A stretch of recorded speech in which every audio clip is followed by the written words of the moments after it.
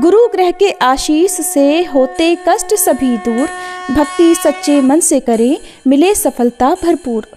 आइए हम सभी पूरी श्रद्धा और मनोयोग के साथ आज की कथा का आरंभ करते हैं। सभी मिलकर प्रेम से बोलिए, देव गुरु बृहस्पति की जय। बृहस्पतिवार व्रत की पौराणिक कथा के अनुसार प्राचीन समय की बात है। भारतवर्ष में एक राजा राज्य करता था। वह बड़ा प्रतापी और दानी था। वह नित्य प्रति मंदिर में भगवान के दर्शन करने जाता था। वह ब्राह्मण और गुरु की सेवा किया करता था। उसके द्वार से कोई भी याचक निराश होकर नहीं लौटता था। वह प्रत्येक गुरुवार को व्रत रखता और पूजन करता था। हर दिन गरीबों की सहायता करता था, परंतु ये सब बातें उसकी रानी को अच्छी नहीं लगती थी। वो न तो व्रत करती, न ही किसी को एक भी पैसा दान में देती थी और राजा से भी ऐसा करने को मना किया करती थी। एक समय की बात है कि राजा शिकार खेलने वन को चले गए थे। घर पर रानी और दासी थी। उसी समय गुरु बृहस्पति साधु का रूप धारण करके राजा के दरवाजे पर भिक्षा मांगने आए। साधु ने रानी से भिक्षा मांगी तो वह कहने लगी, हे साधु महाराज, मैं इस दान और पुण्य से तंग आ गई हूँ। इस कार्य के लिए तो मेरे पतिदेव ही बहुत हैं। अब आप ऐसी कृपा करें कि हमारा सारा धन नष्ट हो जाए और मैं आराम से रह सकूं। साधु रूपी बृहस्पति देव ने कहा, हे देवी, तुम बड़ी विचित्र हो। संतान और धन से कोई दुखी नहीं होता है, इसको तो सभी चाहते हैं। पापी भी पुत्र और धन की इच्छा करता है। अगर तुम्हारे पास धन अधिक है तो भूखे मनुष्यों को भोजन कराओ, प्याऊ लगवाओ, ब्राह्मणों को दान दो, धर्मशालाएं बनवाओ, कुआं, तालाब, बावड़ी, बाग, बगीचे आदि का निर्माण कराओ तथा निर्धनों की कुंवारी कन्याओं का विवाह कराओ और यज्ञ आदि करो। इस प्रकार के कर्मों से आपके कुल का और आपका नाम परलोक में सार्थक होगा और स्वर्ग की प्राप्ति होगी। किंतु रानी साधु की इन बातों से खुश नहीं हुई। उसने कहा, हे साधु महाराज, मुझे ऐसे धन की बिल्कुल आवश्यकता नहीं जिसको मैं अन्य लोगों को दान दूं या जिसको रखने और संभालने में ही मेरा सारा समय नष्ट हो जाए। तब साधु ने कहा, हे देवी, अगर तुम्हारी ऐसी ही इच्छा है तो जैसा मैं तुम्हें बताता हूँ तुम वैसा ही करना। बृहस्पतिवार के दिन घर को गोबर से लीपना, अपने केशों को पीली मिट्टी से धोना, राजा से कहना वह दाढ़ी कटवाए, भोजन में मांस मदिरा खाना, कपड़ा धोबी के यहाँ धुलने देना। इस प्रकार 7 बृहस्पतिवार करने से तुम्हारा सब धन नष्ट हो जाएगा। ऐसा कहकर साधु महाराज रूपी बृहस्पति देव अंतर्ध्यान हो गए। रानी ने साधु के कहे अनुसार 7 बृहस्पतिवार तक वैसा ही करने का विचार किया। साधु के बताए अनुसार कार्य करते हुए केवल 3 बृहस्पतिवार ही बीते थे कि उसकी समस्त धन संपत्ति नष्ट हो गई। भोजन के लिए दोनों समय परिवार तरसने लगा तथा सांसारिक भोगों से दुखी रहने लगा। तब वह राजा रानी से कहने लगा, हे रानी, तुम यहाँ पर रहो, मैं दूसरे देश को जाता हूँ। क्योंकि यहाँ पर मुझे सभी मनुष्य जानते हैं, इसलिए मैं यहाँ कोई काम नहीं कर सकता।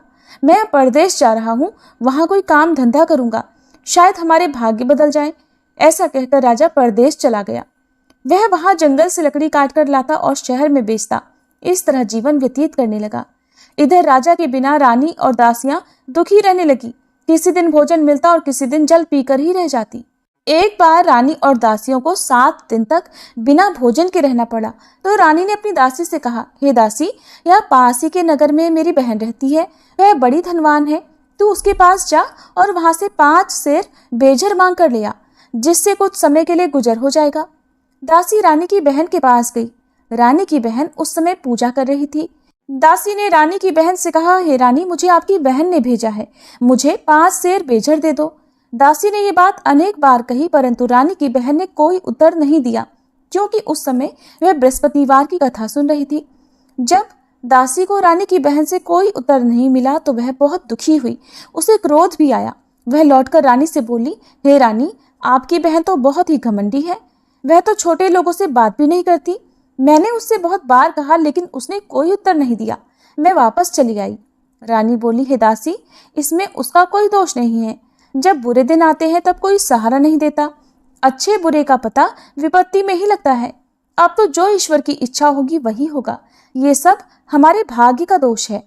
उधर रानी की बहन ने सोचा कि मेरी बहन की दासी आई थी, परंतु मैं उससे नहीं बोली, इससे वह बहुत दुखी हुई होगी। अतः कथा सुनकर और विष्णु भगवान का पूजन समाप्त कर वह अपनी बहन के घर आई और कहने लगी, हे बहन, मैं बृहस्पतिवार का व्रत कर रही थी। तुम्हारी दासी हमारे घर गई थी, परंतु जब तक कथा होती है तब तक हम लोग न उठते हैं और न बोलते हैं, इसलिए मैं नहीं बोली। कहो दासी क्यों गई थी? रानी बोली, बहन हमारे घर अनाज नहीं था। वैसे तुमसे कोई बात छिपी नहीं है, इस कारण मैंने दासी को तुम्हारे पास 5 सेर बेजर लेने के लिए भेजा था।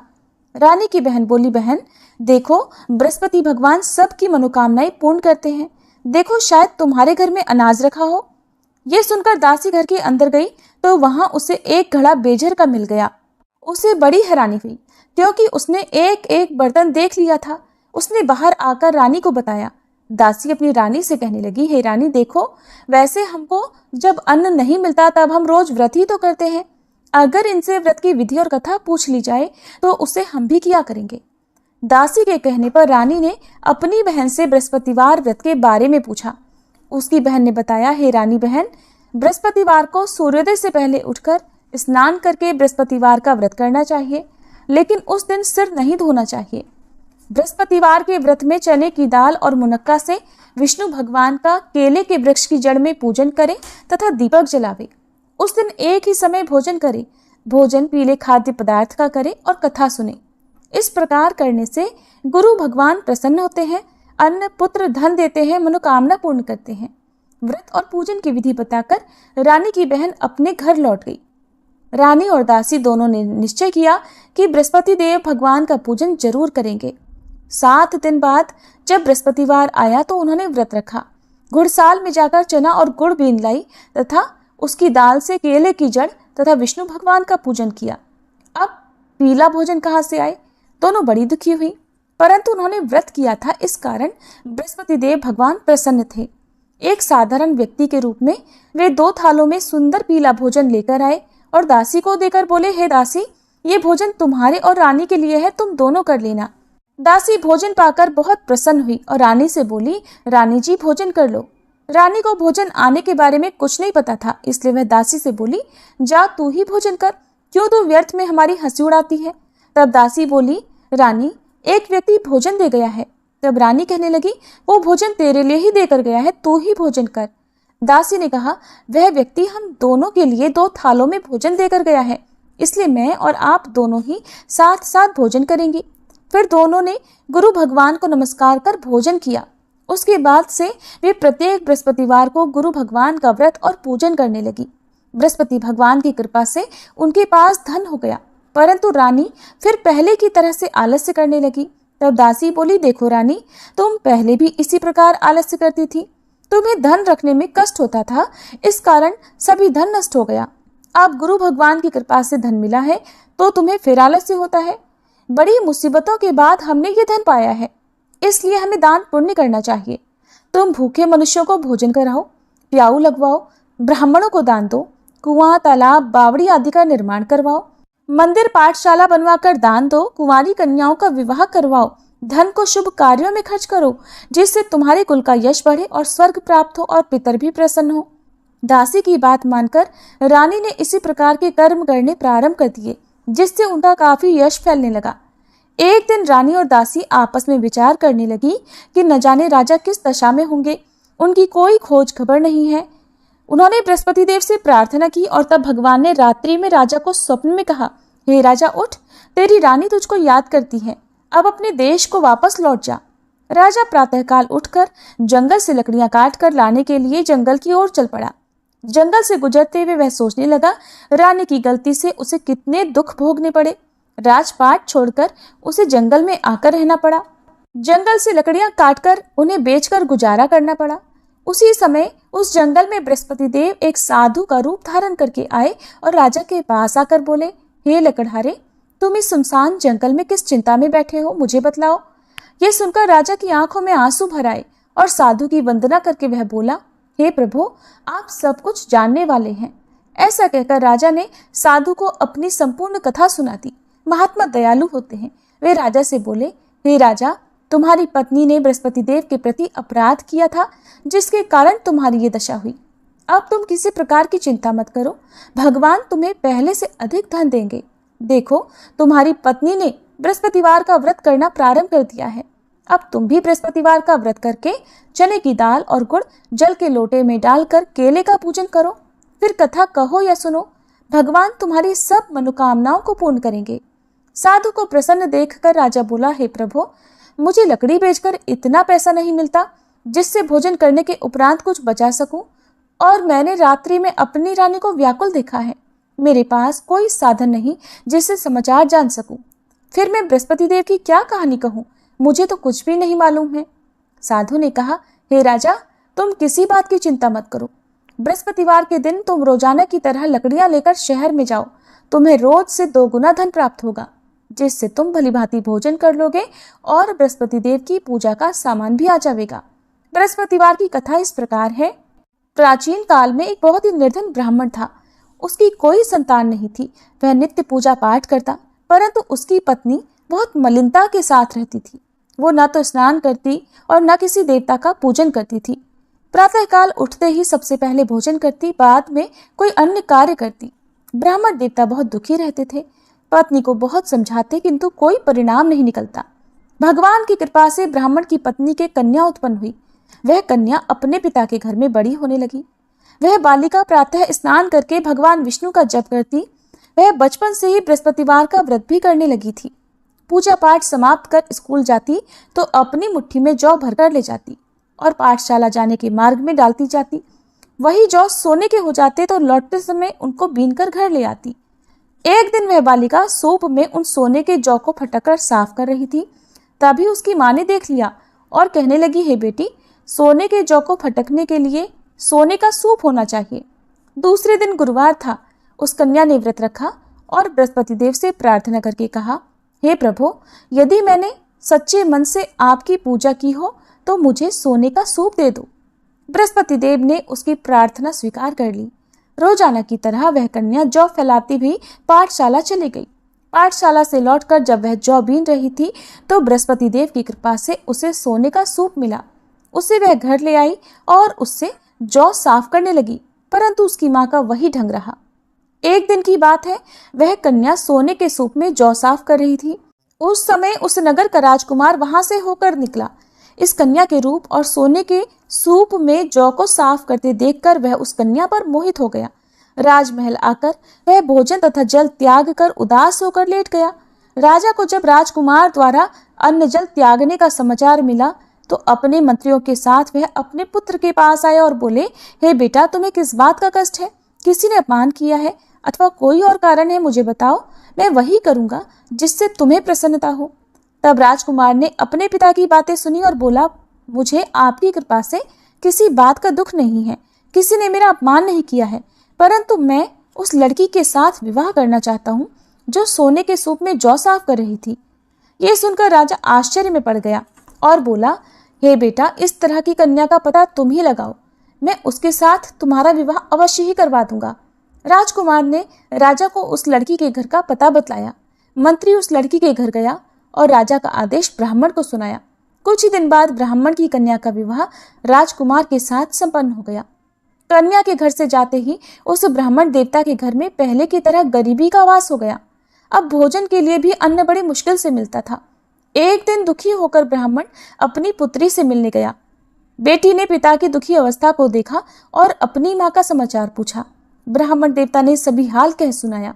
तब कन्या ने बहुत सारा धन देकर अपने पिता को विदा कर दिया। इस तरह ब्राह्मण का कुछ समय सुखपूर्वक बीता, लेकिन कुछ दिन बाद फिर वही हाल हो गया। ब्राह्मण फिर अपनी कन्या के यहाँ गया और सभी हाल कहा तो पुत्री कहने लगी, हे पिताजी, आप माताजी को यहाँ लिवा लाओ, मैं उन्हें वह विधि बता दूंगी जिससे गरीबी दूर हो जाए। अब ब्राह्मण देवता अपनी पत्नी को साथ लेकर अपनी पुत्री के पास राजमहल में पहुंचे तो पुत्री अपनी माँ को समझाने लगी, हे माँ, तुम प्रातःकाल उठकर प्रथम स्नानादि करके विष्णु भगवान का पूजन करो तो सब दरिद्रता दूर हो जाएगी। परंतु उसकी माँ ने उसकी एक बात नहीं मानी। वह प्रातःकाल उठकर अपनी पुत्री का बचा जूठन खा लेती थी। एक दिन उसकी पुत्री को बहुत गुस्सा आया। उसने एक रात कोठरी से सारा सामान निकाल दिया और उसमें अपनी माँ को बंद कर दिया। प्रातः उसमें से निकाला और स्नानादि करा के पूजा पाठ करवाया तो उसकी माँ की बुद्धि ठीक हो गई।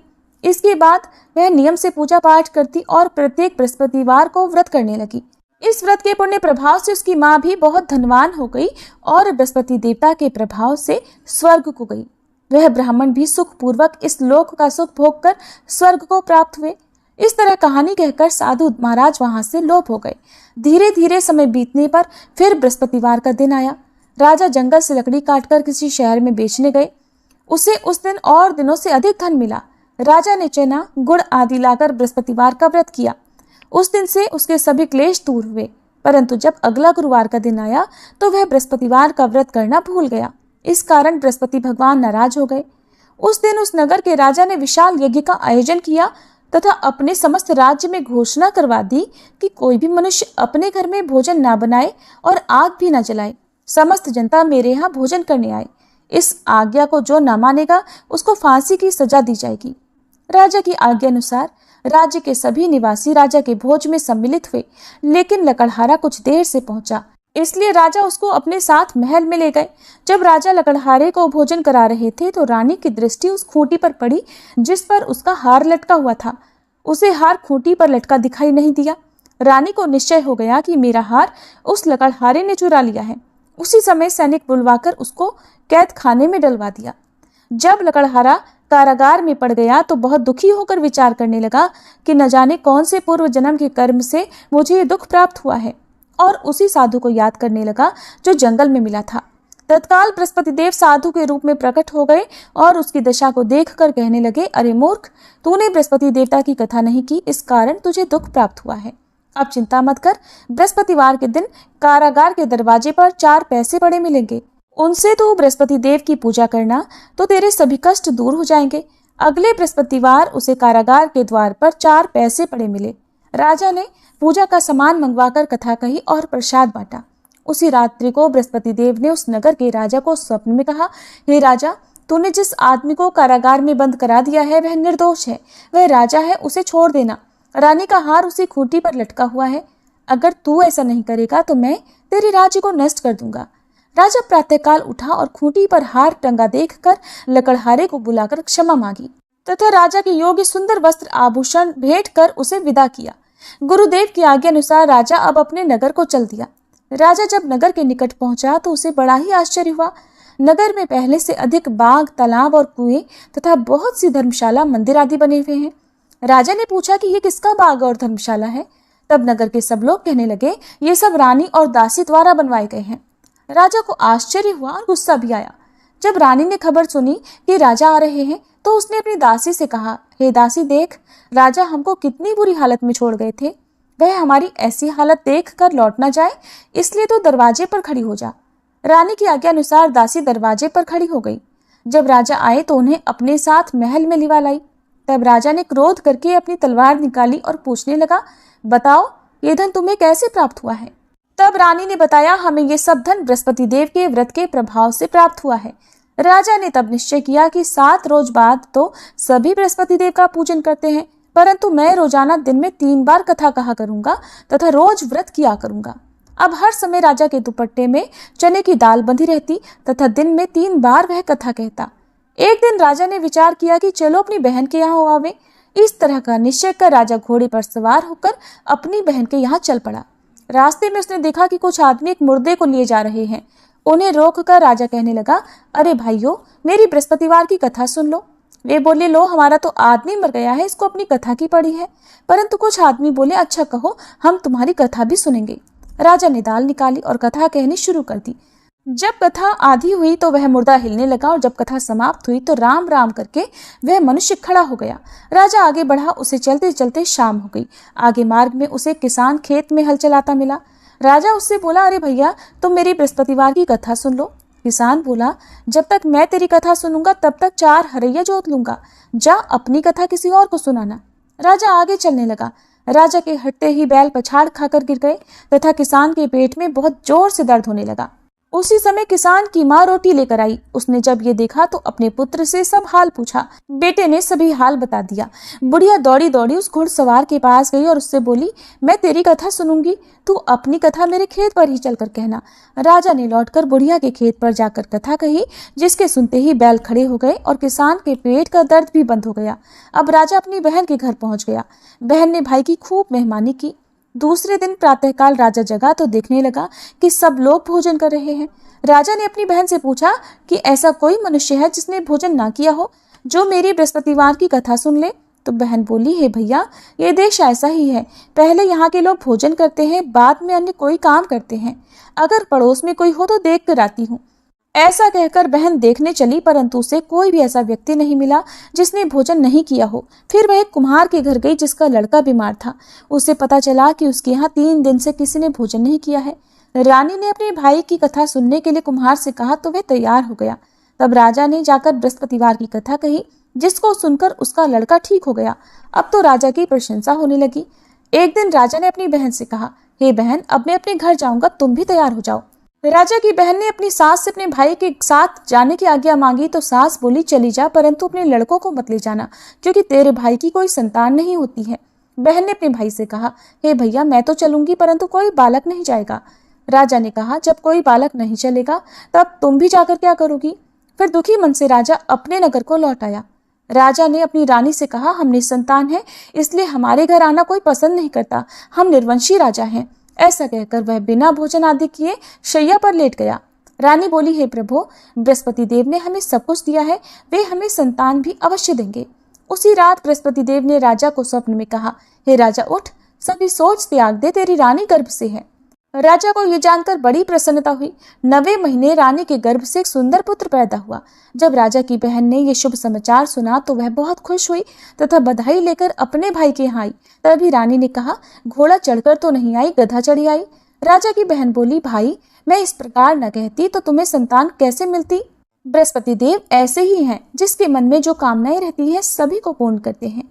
जो सद्भावना पूर्वक बृहस्पतिवार का व्रत करता है और कथा पढ़ता है अथवा सुनता है, दूसरों को सुनाता है, बृहस्पति देव उसकी सभी मनोकामनाएं पूर्ण करते हैं।